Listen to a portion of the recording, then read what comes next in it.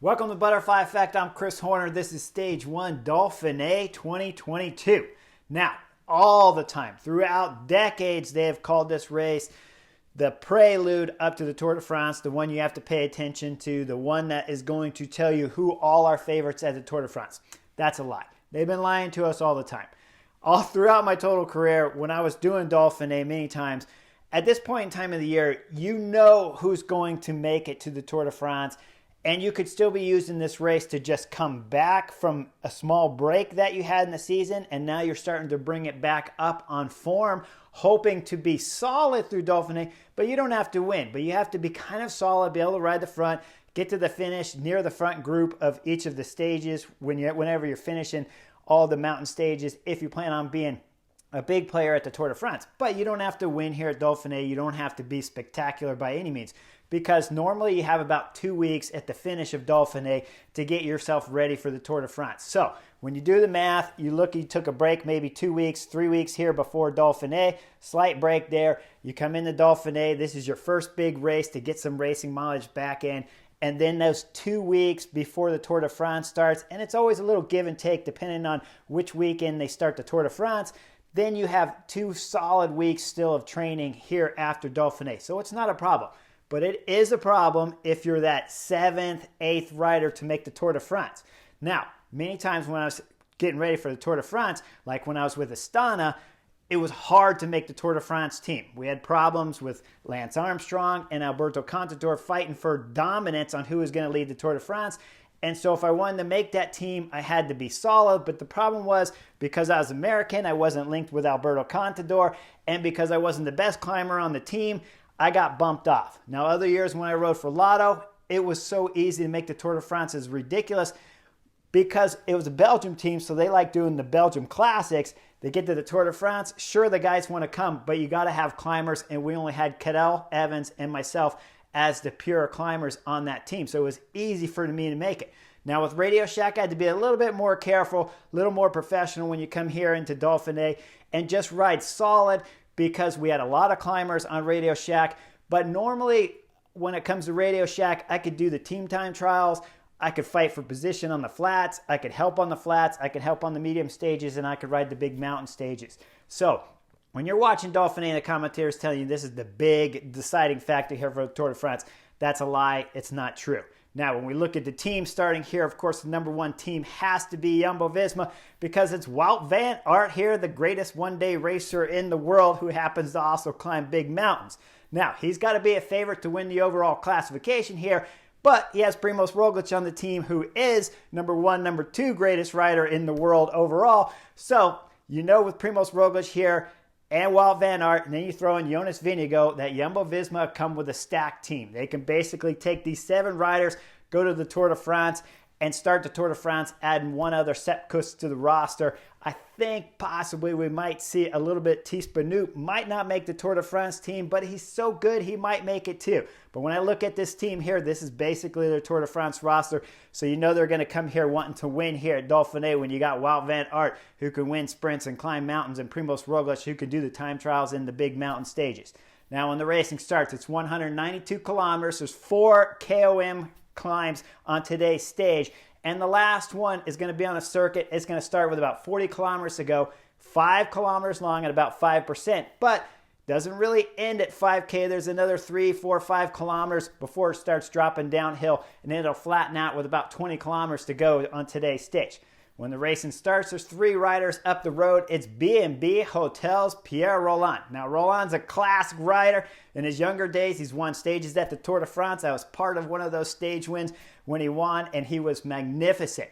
Now, in his later years, he's not quite as powerful, but he's strong when it comes to the breakaway for B&B Hotel. He's got company with 2 riders, and it's Maxime Bouet from Archaic Samsic, along with Laurens Huys from Intermarché. Those 3 riders have about a 2-minute gap on the peloton behind, and it's being led by Jumbo-Visma and Bike Exchange. Bike Exchange have bought one of the best sprinters in the world, Dylan Groenewegen. He's a solid sprinter, winning massive stages at the Tour de France and on form. We've already seen him win it earlier, but here before Dauphine. So you know Bike Exchange are coming here to try to win this first stage here with Dylan Groenewegen. They're riding the front in full force with their team. And when we start getting to about 50 kilometers to go, this is when the racing really starts to get excited. And we'll see all the teams lined across the road fighting for GC and fighting for the stage, with Bike Exchange, Ineos, Trek Segafredo fighting for the stage with Jasper Stuyvesant up there.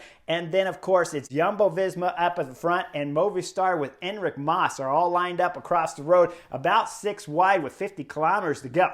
Now, 40K, then when the climb starts, the 3 riders up front have about a 2-minute and 15-second gap. The battle in the peloton through the town was intense, and when they come out and start to climb at the very bottom with 40 kilometers to go in today's stage, it's Jumbo-Visma and Trek Segafredo at the front of the field. Ineos are solid, though, lined up right behind Jumbo-Visma when the climb starts. When the camera goes back up to the break, we realize how fast the peloton was going because they just took a minute off the 3 breakaway riders up front. In that break, Pierre Rolland will start to light it up with about 600 meters to go before the KOM and take maximum KOMs on this last categorized climb here in today's stage 1 to take the KOM jersey. Behind, though, the field is coming apart. First big sprinter to come out the back's Dylan Groenewegen from Bike Exchange. Now, this was crazy right here. The Bike Exchange riders coming out the back, and his teammates still in the back of the peloton, just now starting to look back to see where his sprinter is. He sees the sprinter getting dropped off, and so he'll drop back and help Dylan Groenewegen do some damage control on this climb. Remember, when they get to the top of the climb, it's still 30 kilometers to go and a flat 20 kilometers all the way to the finish of today's stage. So, quite possibly, if it's done right, it's no problem for the sprinters to get back up front. But when we look at the front of the peloton, it's Kenny Ellis on from Trek Segafredo. He's driving 100% on the pedals, trying to blow this race up. Only problem for Trek Segafredo is what I already talked about earlier here on the butterfly effect. Wout van Aert, Jumbo-Visma, he's still in the front group. One of the fastest sprinters in the world, winning stages of the Tour de France against the best sprinters in the world. So you got to imagine when you're here at Dauphine, he has to be the outright favorite, whether if it's a full group or not. But if you can keep Dylan Groenewegen off the front, that's got to be a factor for Jumbo-Visma, and they'll start pulling on the front later. Now behind, when we go back to see some more damage, it's more sprinters back there. With Bahrain Victoria's Phil Bauerhaus coming off the back, he's got some company back there with 2 teammates, but all 3 of these guys are split up. This is not really a great tactical advantage here when you got your best sprinter, Phil Bauerhaus, coming off the back. Henrik Hosler's dropped just a little bit before him, and then his teammates still gap just in front of Phil Bauerhaus. At this point in time, every second counts when we're talking about a 5-kilometer climb, and you got to do damage control so you can stay close to the back end of the peloton. Instead, it's chaos. Next sprinter to come off the back will be Milano from UAE team members. He will have 1 teammate with him with Oliveira, but all 3 sprinters are split across going up this final climb here on stage 1 of the Dauphine.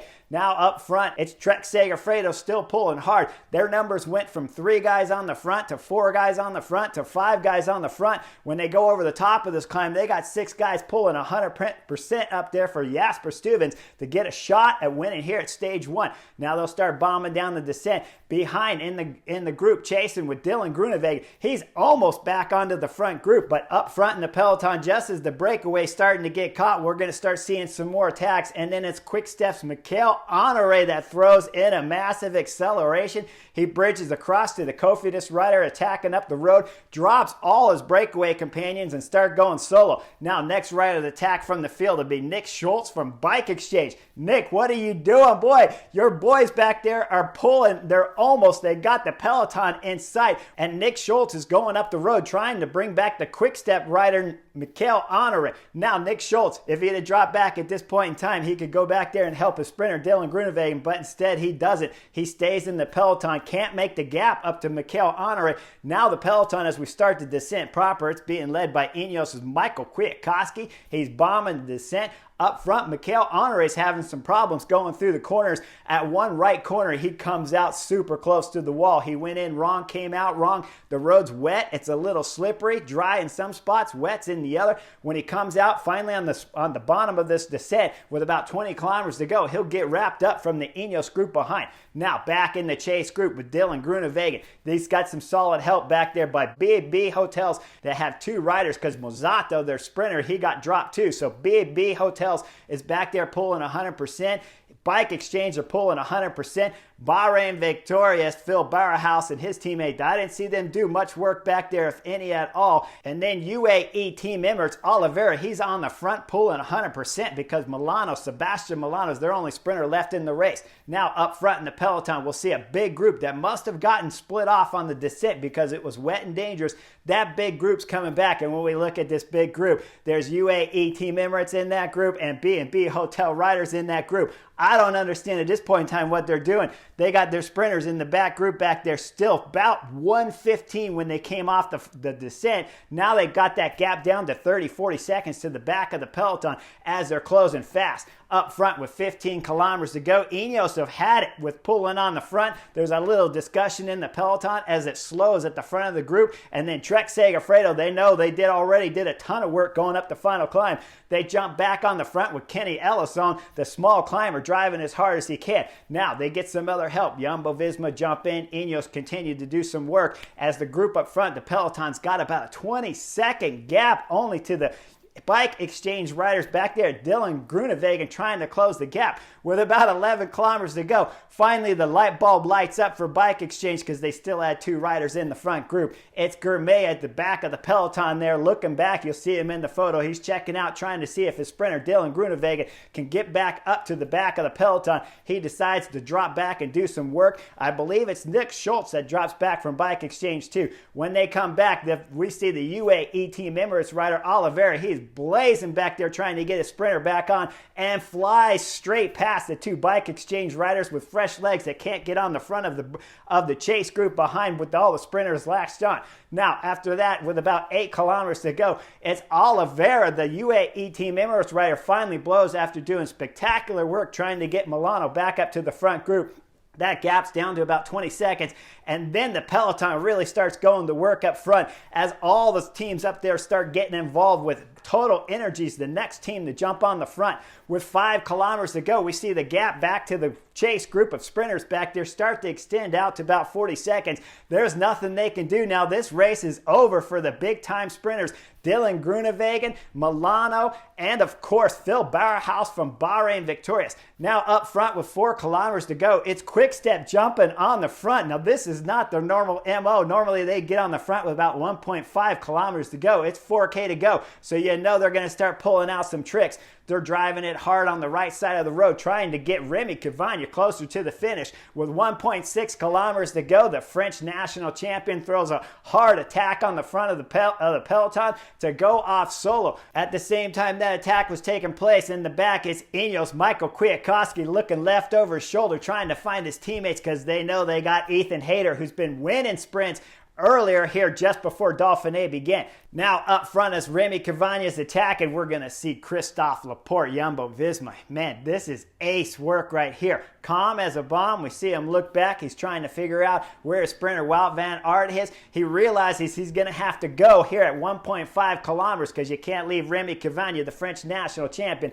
much space or he's going to win today's stage 1. Christophe Laporte, he does the correct tactic here. He accelerates on the pedal, closes the gap quickly up to Remy Cavagna. Now with 1 kilometers to go, just as they're catching Remy Cavagna, it's Team Ineos taking over the front with none other than Filippo Ganna on the front. Michael Kwiatkowski's locked on his wheel. Ethan Hayter's behind Kwiatkowski, and Wout van Aert, Jumbo-Visma, sitting 4th wheel. 5th wheel just behind Wout van Aert is going to be EF Education's Sean Quinn. Sean Quinn putting in a solid ride here on stage 1 of Dauphine. This might be one of the riders that's trying to use Dauphine here as a selection to get himself on the Tour de France team because EF Education haven't had many results throughout this season of 2022. So Sean Quinn, if he can pull himself a stage win here with 1 kilometer still to go, you know he's going to get selected for the Tour de France because EF Education going to need all the help they can. Now Ganna pulls all the way to about 450 meters to go. Michael Kwiatkowski looks again over his shoulder. The super domestique, he's marvelous.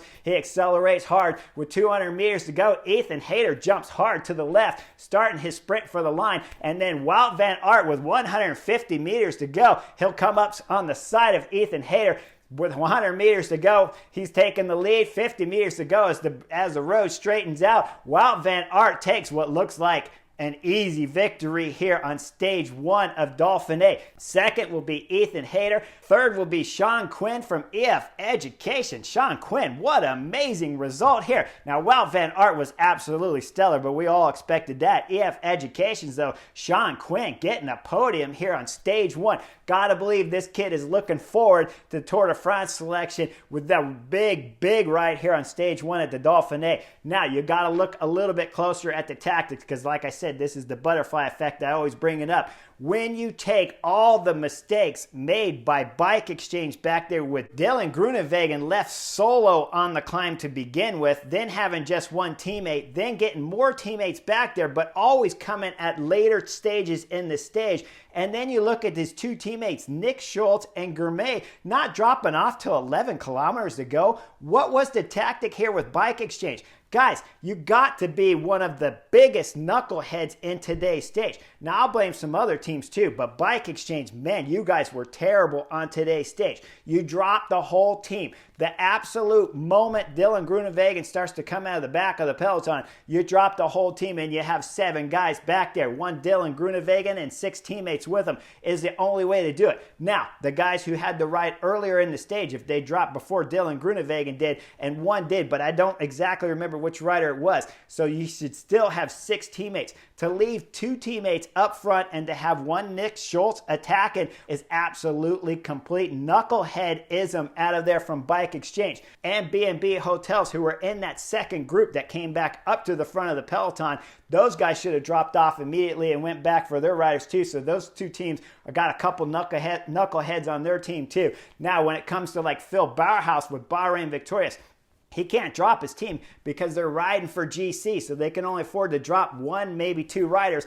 which is what they had back there. Still not doing great work, but they still had a couple teammates and they're riding for GC. UAE team members have the same dilemma when you look back there at Sebastian Milano with only 1 teammate in the form of Oliveira. They don't have other guys they can drop back because they have 3 guys here to ride for GC. George Bennett's here, Aruso is here, the Spanish rider, and of course the American rider Brandon McNulty could be riding here for big time results here at Dauphine. So when you got 3 GC guys from UAE Team Emirates, they can't afford to drop riders back there to help their sprinters back on. But Bike Exchange, you guys are the biggest knuckleheads here on stage 1. Now, this was a great stage to watch tactically. And when you look at all the little mistakes made, you got to believe, had they been perfect, Bike Exchange, B&B Hotel, and even UAE Team Emirates, if they dropped one more guy back there, they probably could have closed that gap, no problem. Because with 5 kilometers to go, that gap was still at just about 20 seconds to the back of the peloton proper. And if they just had a little more firepower, done a little bit sooner on that final climb, they would have brought that group back. Dylan Groenewegen from Bike Exchange would have been going for what is probably could be the easiest sprint stage here at Dauphine.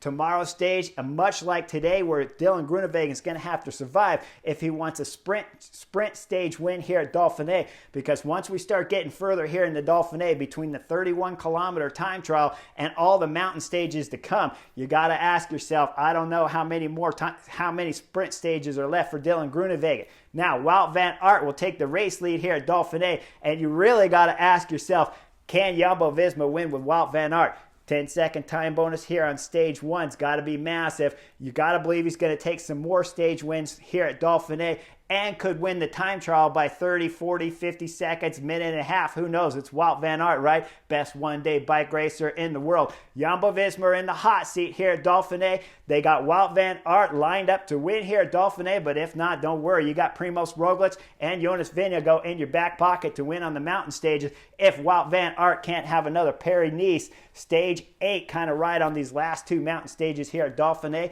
Stage 7 and Stage 8. Lot to look forward here at Dauphine. Make sure you like and subscribe, and I'll see you on Stage 2 of Dauphine.